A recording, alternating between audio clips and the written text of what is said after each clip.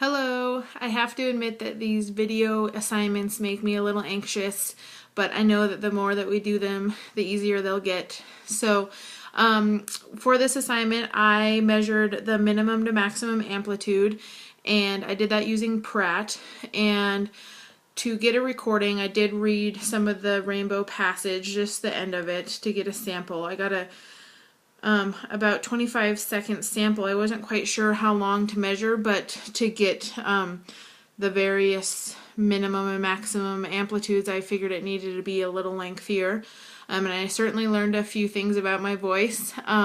So I'll show you the way in which I was reading this sample. I was definitely using a casual voice, conversational voice, and this is a little bit of what it sounded like. The actual primary window observed is said to be the effect of superimposition of a number of bows. If the red of the second bow falls upon the green of the first, the result is to give a bow with an abnormally wide yellow band, since red and green light when mixed form yellow.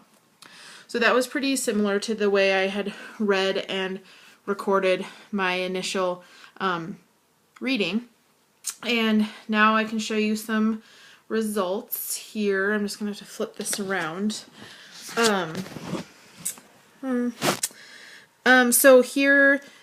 it was 25 seconds, like I said, and the decibels they did vary from 50 to, it looks like about 67.2.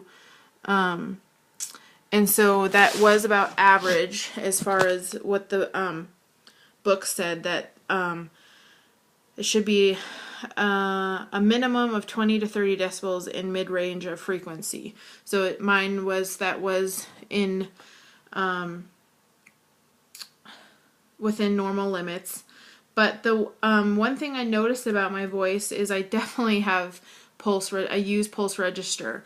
I can tell now I'm doing it, and I think it's something that I'm certainly going to be conscious of moving forward. But I also know that I just have a deep voice in general, and so I thought that it was very interesting just getting the Pratt info, which listed the pitch, and my standard deviation was 39.9, and that was also within normal limits. And my minimum pitch was 75 hertz, and my maximum was 487.2. So, which also I believe were in normal